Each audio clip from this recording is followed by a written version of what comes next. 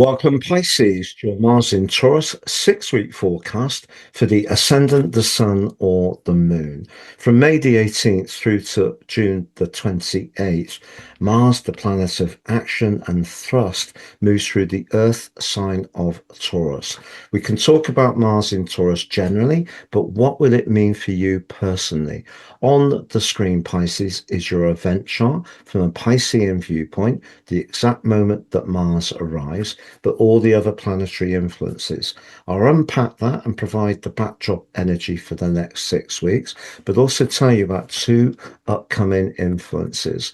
Through the last 10 days of May, one of the most challenging of influences in astrology, a square between Mars and Pluto. What does it mean for you? But through the last week of June, one of astrology's most magical influences. What does it mean for you? By the end of the forecast, you'll have a clearer understanding of what's upcoming in terms of your energy, work, relationships, or finances.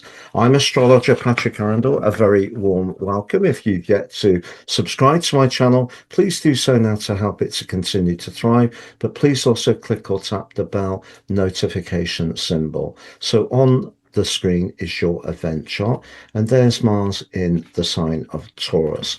Taurus energy is grounding. It's an earth sign, of course, but it's also a fixed a zodiac sign, so it likes a constant approach. And Mars here works slower and more subtly than through the sign of Aries, which it rules, where it can be very flamboyant but rather impatient. The sign of Taurus is very much about foundations, our sense of self-worth, our values, but also our approach to everyday resources. However, for you, the arrival of Mars in Taurus is in your third house, which is a kind of quick energy. It has an echo of Gemini. It's about fast communications. But also, we're coming out of a very powerful new moon in that area, which was in a conjunction with Mercury, which is very much to do with those communications. So I think we can say quite safely that over the next 6 weeks, there's going to be a lot of conversation, a lot of discussion.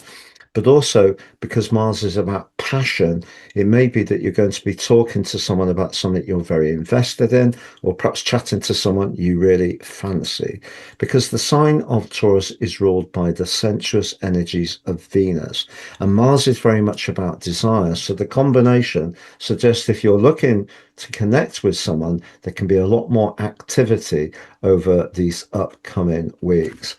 But one of the things that makes this particular event so unique, but in a positive way, is that Venus, the planet of relating, but also the planet of money, and the ruler of Taurus, and exalted in your sign, is just on the cusp of moving into the sign of Cancer, your fellow water sign.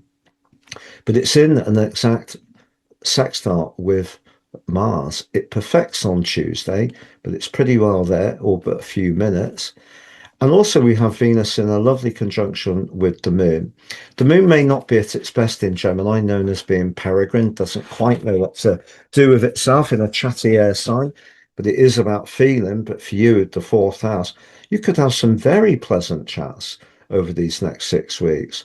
But also there may be some surprise connections too, with Mercury, the communicator, at home in Gemini, next to Uranus, in a very vibrant conjunction in the fourth house. Maybe surprises in the family. You could even rethink where you live. They're linking back to Pluto deep in the 12th house of your chart. Past thoughts, energies, experiences and knowledge are going to be feeding into what you want from your emotional life. So if you are contemplating changes to where you live, the arrival of the Sun in Gemini on the 21st of May is going to be significant, and you may have a desire to liberate yourself from somewhere that in the past you never thought you would leave. That could be true of an emotional relationship which is not working so well. Venus moving into the fifth house, however, is a wonderful portent through to the middle of June. But on the 9th, she comes into an exact conjunction with Jupiter, the greater benefits. We've got the lesser and greater benefits together in your fifth house. The fifth house can be joy. That's one of astrology's most outstanding influences. Jupiter exalted in Cancer, so something really special around your love or social life is possible at that time.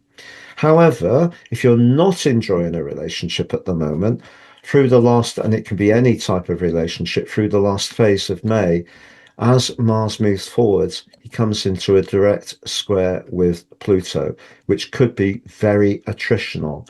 There could be a conversation where you learn something that someone's been keeping or kept hidden from you. I don't like to use language that creates uh, the energy of anxiety, but I'm just being honest that this is a really testing influence, and you just need to watch your back a little bit, particularly at work, I would say. But also, maybe if something does come up, a difficult topic or subject, if it is discussed, it does give you a chance to actually talk it through and release it, which could be very good for you. However, what we also have is the energy of the sun moving into Gemini is going to make you more sensitive as this transit goes on. So we can have dialogue, we can have chats. How does it feel? And of course, being a water sign, feelings are very, very important to you.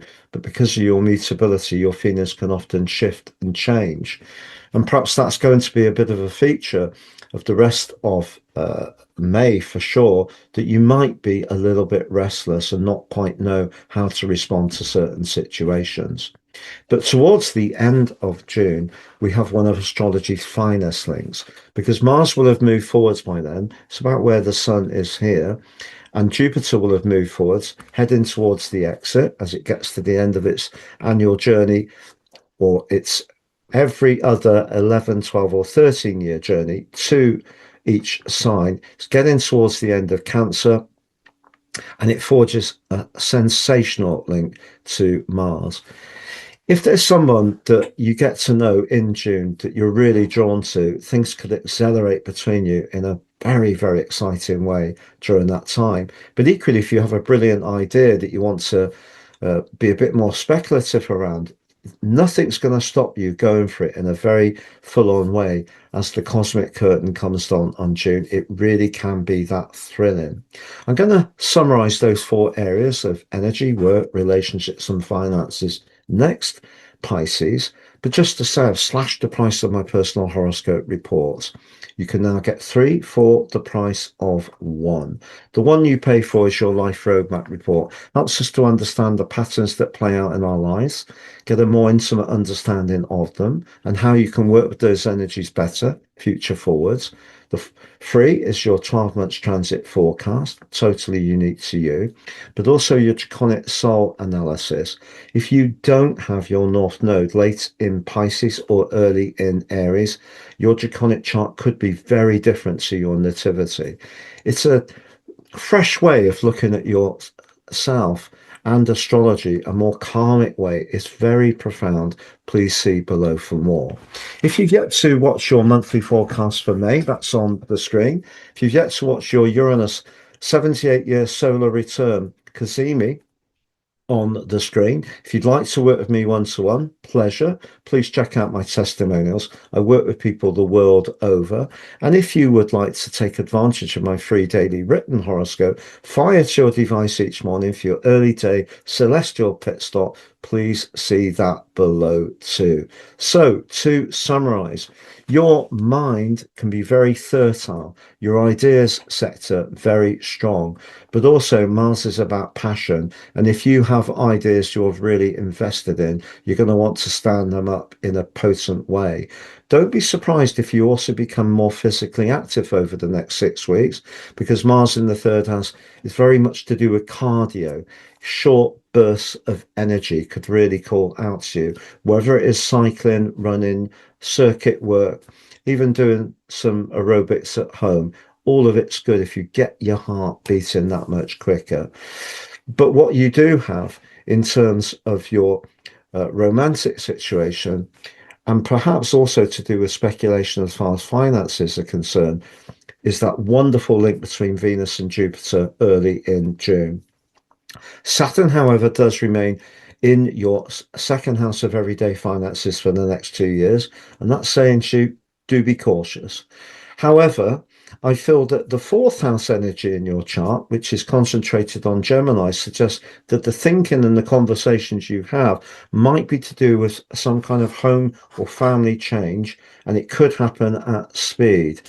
When it comes to your financial situation as an individual, if you do like a little bit of a flutter, that Venus Jupiter conjunction early in June could call out to that. As far as your energy is concerned, you've got nothing in the sixth house of your situation, but you do have Pluto in the 12th, and that can impact on your emotional and spiritual and psychological well-being. So that square with Mars towards the end of May could be a little bit bumpy, but keep the faith. This is all about having the passion for your ideas, your values, but also being open to flex, which can be a bit counterintuitive for Mars in the sign of Taurus, if it is a way to earn more money, but in a way which suits your personal circumstances. It's been a pleasure being with you. Thank you so much for joining me, Pisces. All the best, and see you again soon.